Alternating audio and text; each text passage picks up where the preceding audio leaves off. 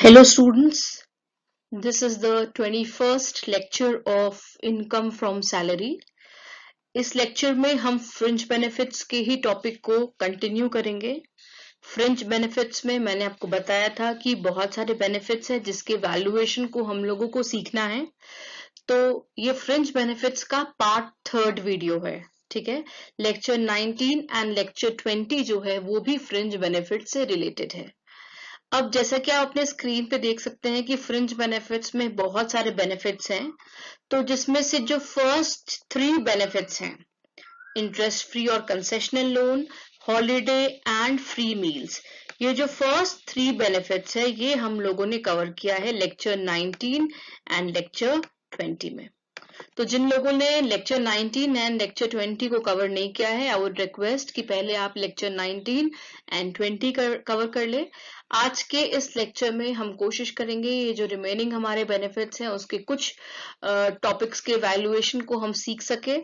अब fringe benefits में मैं वापस बता दूं कि पहले 3 के अलावा जो बेनिफिट्स हमारा रिमेनिंग है जिसके वैल्यूएशन को हम लोगों को सीखना है, उनमें शामिल है gifts, expenses charged to a credit card, club expenses, use of movable assets, transfer of movable asset and any other benefit or amenity.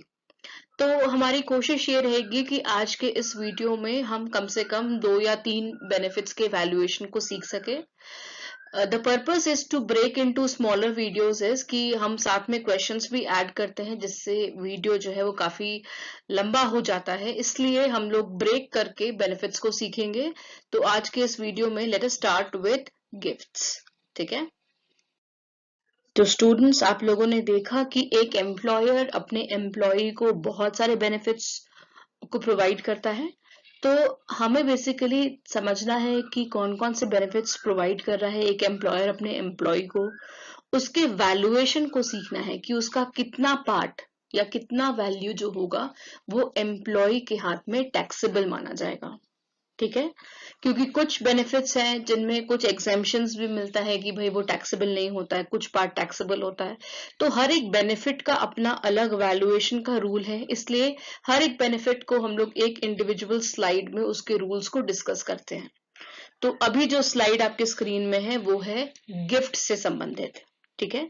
तो आपको ये याद रखना है कि गिफ्ट जो है वो, पहली बात मैं आपको बता दूं कि गिफ्ट जो है वो कैश में भी हो सकता है और काइंड में भी हो सकता है।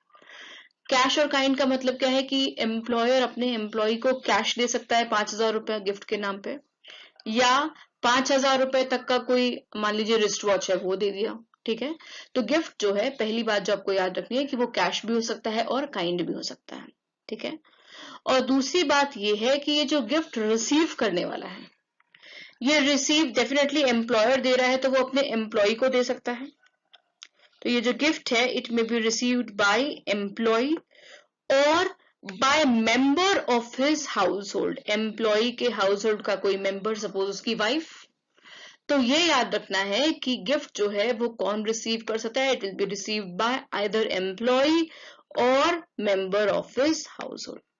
और हमें पता है कि गिफ्ट तो किसी ओकेजन पे दिया जा सकता है, अदरवाइज मोस्ट जनरली ओकेजन्स में दिया जाता है। तो ये जो गिफ्ट्स है ये टैक्सेबल है in the hands of all employees. जैसे कि कुछ बेनिफिट्स में हमने देखा था कि कुछ परक्विजिट्स थे जो सिर्फ स्पेसिफाइड एम्प्लॉयज के लिए टैक्सेबल था। तो गिफ्ट में ऐसा कुछ भी नहीं है कि ये स्पेसिफाइड एम्प्लॉय है या नॉन स्पेसिफाइड एम्प्लॉय है, ये सभी एम्प्लॉयज के लिए टैक्सेबल है। अब कितना टैक्सेबल है, तो ध्यान रखना है कि प्रीवियस ईयर में, ठीक है, प्रीवियस ईयर में अगर एग्रीगेट में, एग्रीगेट मतलब होता है टोटल में, टोटल मिला के अगर प्रीवियस ईयर में 5,000 रुपीज या 5,000 रुपीज से कम का गिफ्ट है, प्रीवियस ईयर में अगर टोटल मिला के, हो सकता है कि एक गिफ्ट उसने अक्टूबर में दिया हो, नवंबर में दिया हो, या फिर अगले साल के फरवरी में दिया होगा, तो उस प्रीवियस ईयर जिसके लिए हम लोग निकाल रहे हैं एम्प्लॉय के हैंड्स में जो टैक्सेबल है वैल्यू गिफ्ट का, तो उस प्रीवियस ईयर में पूरा मिला के अगर गिफ्ट का जो वैल्यू है वो 5,000 रुपीज या उससे कम है, तो उस केस में वो पूरी तरीके से एग्जेम्प्टेड होगा, ठीक है। लेकिन अगर 5,000 रुपए से ज्यादा है तो वो टैक्सेबल हो जाएगा। तो यहाँ ध्यान देने वाली बात है कि टैक्सेबल वो ही है जो है इन एक्सेस ऑफ ₹5,000। सपोज 7,000 आया टोटल, तो 5,000 से एक्सेस कितना है 2,000, तो वो जो 2,000 है, वो जो एक्सेस अमाउंट है 5,000 से ऊपर का जो अमाउंट है उसे ही बस टैक्स किया जाएगा। ठीक है, तो याद रखना है amount in excess of ₹5,000 shall be taxed. ठीक है, तो एग्रीगेट में, टोटल में, ठीक है, ये देखना है कि 5,000 रुपए से कम है या 5,000 रुपए से ज्यादा। अगर 5,000 रुपए से कम है, गिफ्ट के वैल्यू को अगर देखेंगे 5,000 रुपए से कम है तो वो टैक्सेबल नहीं होगा।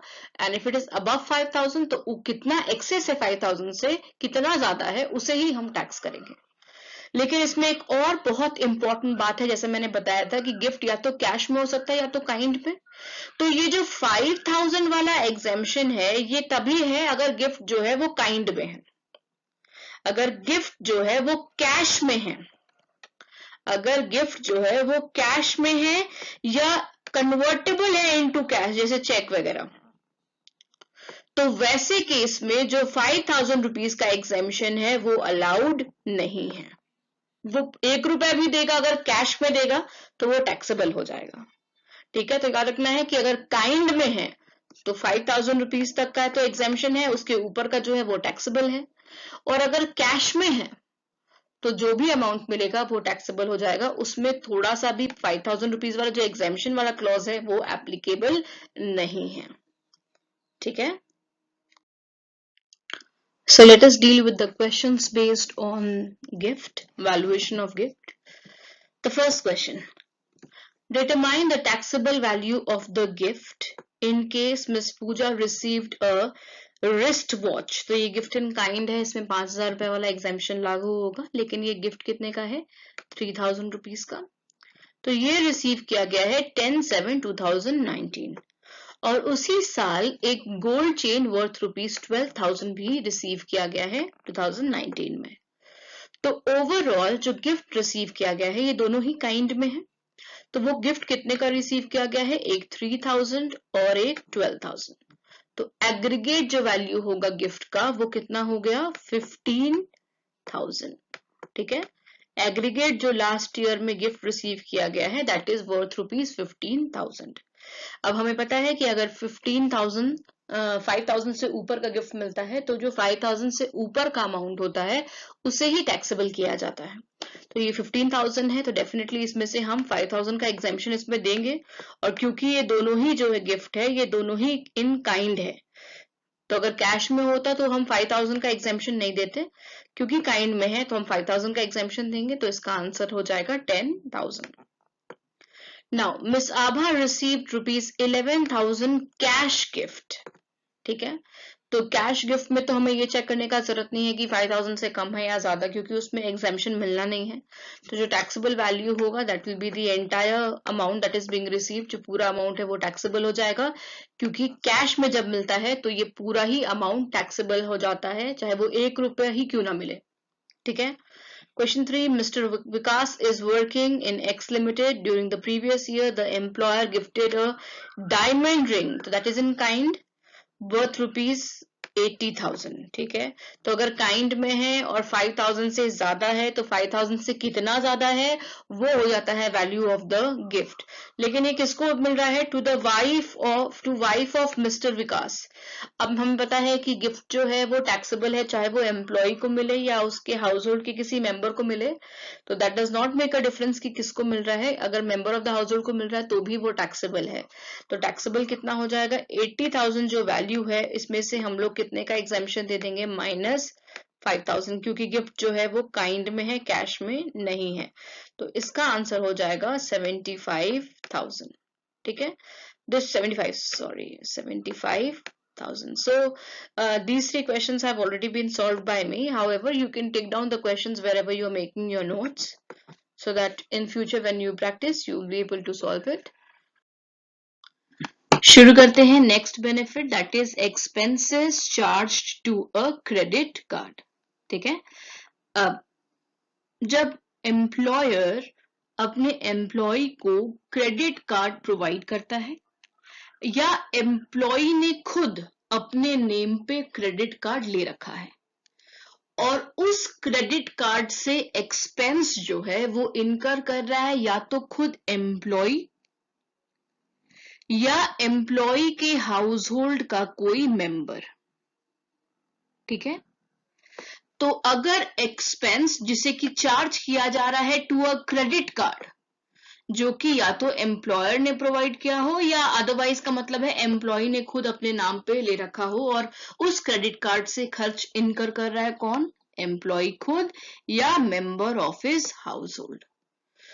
तो ऐसे खर्च को अगर एम्प्लॉयर पे कर दे, जो क्रेडिट कार्ड को चार्ज हो रहा है ऐसे खर्च को एम्प्लॉयर खुद पे कर दे या रीइम्बर्स कर दे एम्प्लॉयर, तो उस केस में जो भी अमाउंट ऑफ एक्सपेंस होगा, जो भी अमाउंट ऑफ एक्सपेंस होगा, that shall be taken as the value of the perquisite. ठीक है, so let us read. The amount of expense including membership fee, annual fees incurred by employee or any other member of his household which is charged to a credit card provided by the employer or otherwise paid or reimbursed by the employer shall be taken to be the value of the perquisite. इसका मतलब है credit card से किया गया खर्च या तो employ द्वारा या उसके हाउस होल्ड के किसी मेंबर द्वारा क्रेडिट कार्ड के थ्रू जो खर्च हो रहा है वो खर्च अगर एम्प्लॉयर उसको पे कर दे रहा है खुद डायरेक्टली या रीइम्बर्स कर दे रहा है एम्प्लॉय को, तो जो भी खर्चा एम्प्लॉयर कर रहा है इस रेस्पेक्ट में जो एक्चुअल खर्च कर रहा है वही हो जाएगा वैल्यू ऑफ द परक्विजिट। ठीक है, अब इसमें ध्यान देने वाली बात क्या है, आप यहाँ पे ध्यान देंगे कि अगर इस बेनिफिट को देने के लिए जो भी अमाउंट एम्प्लॉय से रिकवर कर लिया गया, ठीक है, इस बेनिफिट को देने के लिए एनी अमाउंट यू पेड और रिकवर्ड फ्रॉम द एम्प्लॉय से कुछ अमाउंट अगर इस रेस्पेक्ट में ले लिया गया है, वसूल लिया गया है, तो जो बैलेंस होगा वही होगा वैल्यू ऑफ द परक्विजिट। तो ये जो फर्स्ट 2 पॉइंट है इसका समरी यही कहता है कि अगर क्रेडिट कार्ड से जो एक्सपेंसेस हो रहे हैं उसे अगर एम्प्लॉयर पे कर रहा है या रीइम्बर्स कर रहा है तो जो टैक्सेबल वैल्यू होगा वो जो भी एक्सपेंस एम्प्लॉयर कर रहा है वो हो जाएगा टैक्सेबल वैल्यू, और अगर कोई अमाउंट इसके कनेक्शन में इस बेनिफिट को प्रोवाइड करने के दौरान एम्प्लॉय से रिकवर कर लिया गया तो उसे हम माइनस कर देंगे।